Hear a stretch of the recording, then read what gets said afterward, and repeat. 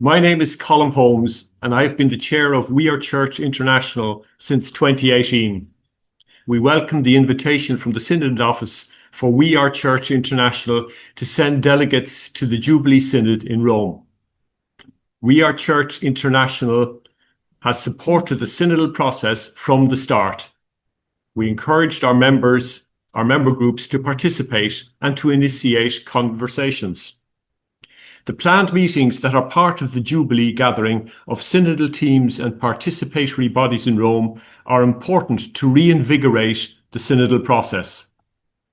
Local churches must be more active in making appropriate concrete proposals to implement synodality. Synodality calls for a spiritual and structural renewal of our church. We need to find new ways of being church. But many parish priests feel they will lose power to their community. Therefore, they refuse to promote small Christian communities, of which women make up the majority of the leaders. We Are Church International wrote to our bishops on the 25th of July 2025, suggesting some concrete initiatives we would support, including these three. Number one, the ordination of women deacons. Number two, competent women and men preaching and leading parishes. And number three, lay-led liturgies with communion. The final document of the Synod on Synodality allows different initiatives to be taken in different places. This represents unity in diversity. After 4 years of listening and dialogue and prayer, it is past time for concrete initiatives to be taken with all the baptized for reform of structures and institutions. This is a crucial point in the entire process. Without concrete changes in the short term, the vision of a synodal church will not be credible. Pope Leo has endorsed Pope Francis' synodal process, for which appropriate decision-making and decision-taking processes need to be developed at all levels. At the Jubilee Synod, I will be offering a postcard to those I meet. You see it here in the screen. It shows a painting by Polish artist Bogdan Piasecki of the Last Supper. Of course, Leonardo da Vinci's famous Last Supper in Milan is an artistic masterpiece, but it is also fake news. It shows a scene in Italy with 13 Italian men eating Italian food. Piasecki shows a scene in Jerusalem with Jewish people eating Jewish food, and it includes women. Nowhere in the Gospels does it say that the women were excluded. And the next day, it was the women who were at the foot of the cross, and the men ran away. To conclude, I would like to put one question to Pope Leo. Dear Pope Leo, maybe you could show your concrete support for synodality by expanding your C9 Council of Cardinals advisory team to include several women. Thank you. I am Marta Heitzer, and in 1995, together with 2 others, I initiated the Church People's Petition in Austria. The abuse scandal surrounding the then Cardinal Grohe and the way the church leadership dealt with it was the straw that broke the camel's back and prompted so many to take action. We were concerned with 5 important issues. First, shared decision-making. That means synodality on all levels. Second, equality for all genders. Women in all ministries. Third, optional celibacy. Fourth, positive and helpful sexual morality. And fifth, a welcome to all. Magnanimity instead of a rigid adherence to the law. These demands were signed by over 500,000 people in Austria and subsequently supported by millions more worldwide. Since then, and that is 30 years ago, we have been waiting for at least a serious discussion on the matter. We see promising steps in the Synod, but our patience continues to be tested. However, we will not cease to closely observe and comment on what is happening. In Austria, there is a big commitment to the path of synodality. At least one bishop, Markets in Carinthia, speaks very clearly about this. He has even appointed his own female episcopal vicar for church development and synodality in his diocese. And there are many theologians who are working hard to implement synodal processes. They understand that this is the only way for the church to flourish. For example, the Diocese of Linz has his own department for synodality at the Catholic University in Linz, and its own course entitled School of Synodality. It is led by Clara Cischa, who worked here in Rome as an expert at the Synod. But we hear little from the other bishops. They seem to be waiting to see what the others will do.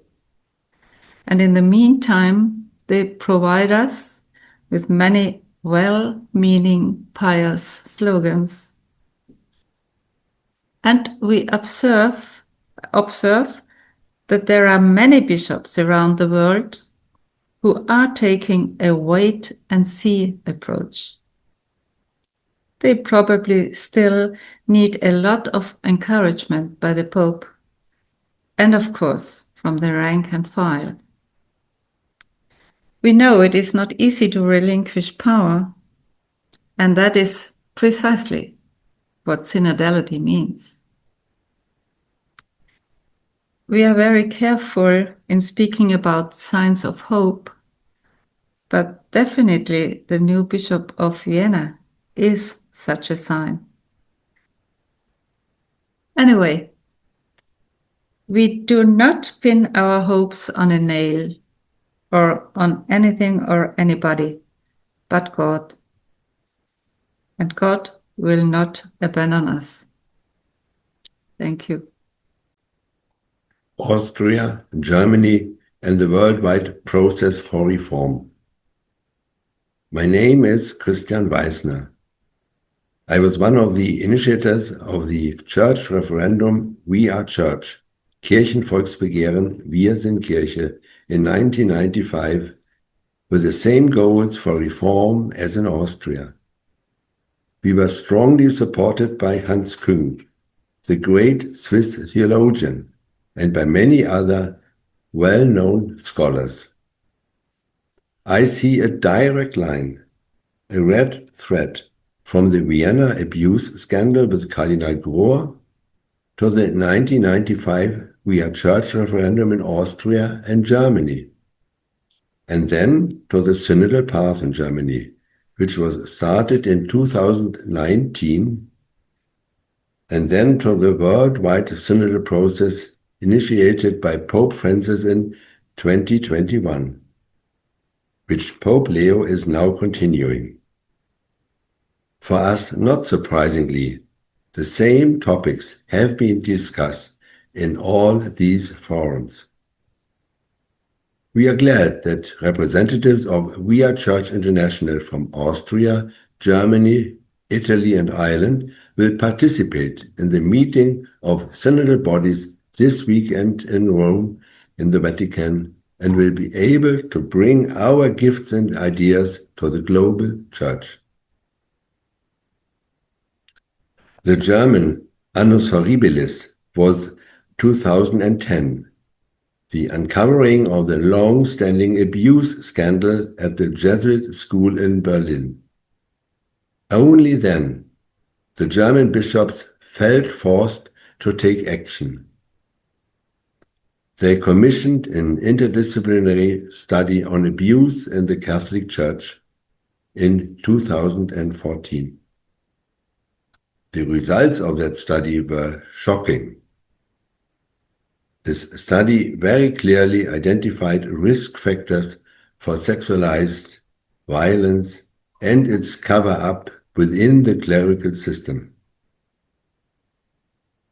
In 2019, the German bishops asked the official lay organization, the Central Committee of German Catholics, to launch with them the Synodal Path in Germany, Synodaler Weg, as a joint venture.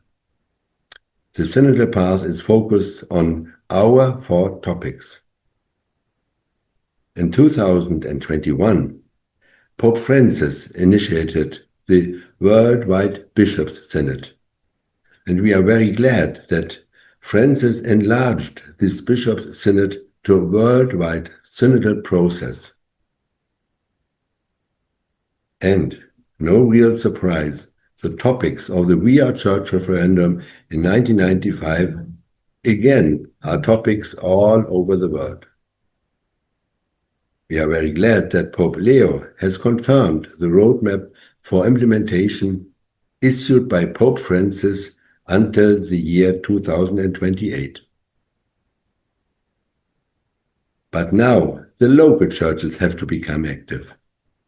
The final document of the World Synod of October 2024 makes it clear. Local churches, in particular, must now create structures that ensure that the entire community plays an active role in all essential decision-making and decision-taking. Thank you.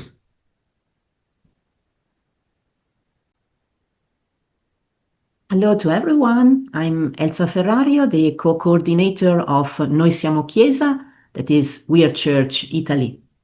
Tomorrow, while participants in the International Jubilee of the Synodal teams gather in workshops and language groups, the Italian Church will experience its 3rd Synodal Assembly, a completely unexpected assembly which demonstrates how the synodal process, if taken seriously, can truly change the way of being church. At the end of March, beginning of April, the 2nd Italian Synodal Assembly was convened to approve a final document, the so-called 50 Propositions, which the Bishops' Conference would then promulgate at its assembly in May.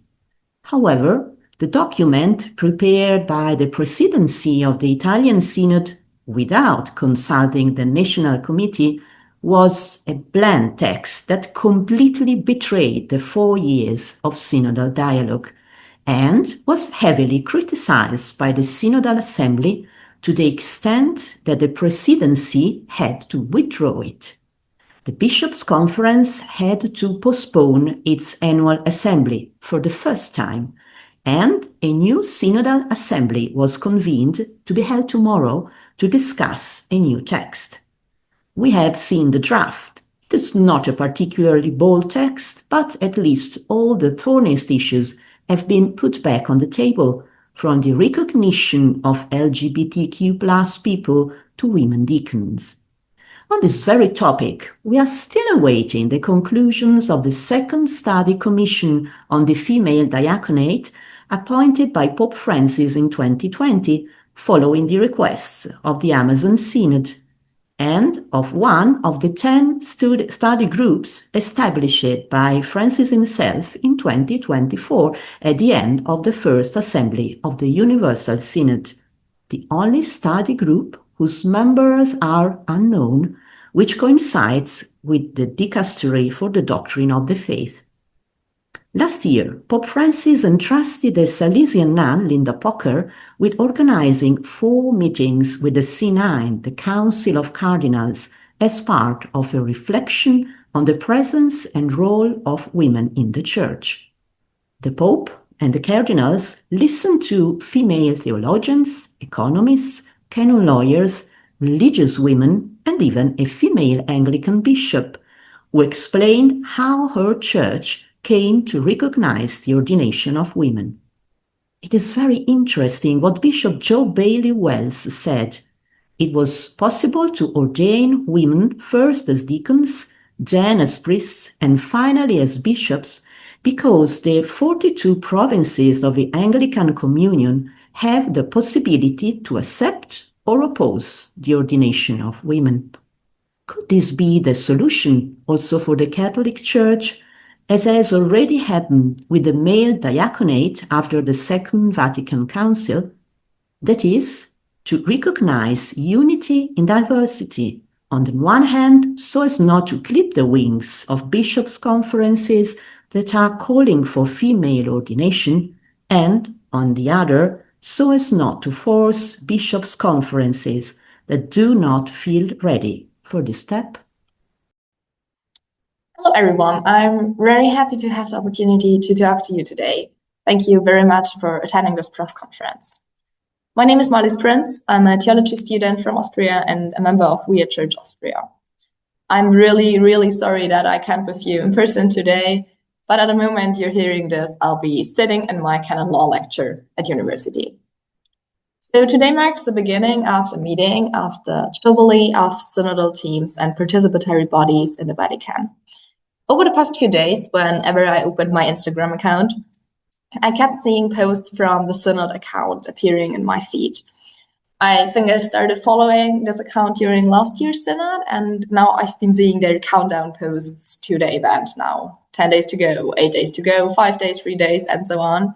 And each time I saw one of these posts, I felt something warm inside, because it reminded me so much of what Pope Francis and others have emphasized so often. The Synod does not end with the big meeting in Rome in 2024. It continues, and it must continue, both here in Rome and in every diocese and parish around the world. It is a very strong sign of synodality that people from synodal teams all over the world are gathering here in Rome to share their experiences and their work. So yes, synodality is moving forward. We can clearly see that. But I would also like to express a concern. I sometimes feel that synodality is increasingly becoming a buzzword without much real substance behind it. Nowadays, the word synodality appears everywhere, but it is not always truly lived out. For example, when bishops praise the synodal way of working, but then go back to making all decisions on their own without listening or seeking advice. That must not happen. The word synodality must not become toothless. A synodal church is not simply a nice to have. It is a constitutive element of being a church in the spirit of the gospel. We must not slacken in our efforts to achieve true synodality in our church, in our local parishes, in our dioceses, and yes, also here in Rome. There is still much to be done. I'm looking forward to this meeting, to the exchange, to learning from one another, and to sharing my own experiences as a young person in the church. I wish us all a pleasant meeting at the Vatican, and I send you my warmest regards at the Villa Angeli. Thank you very much.